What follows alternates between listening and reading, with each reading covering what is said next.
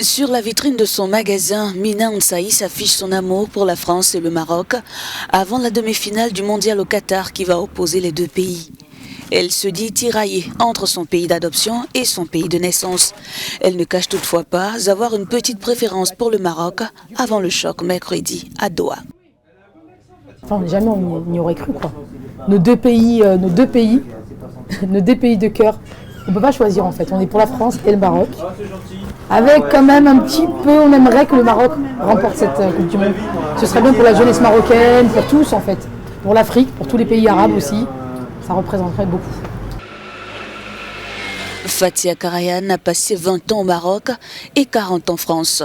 Pour elle, ces deux nations en demi-finale font déjà son bonheur. Elle avoue ne pas avoir de préférence.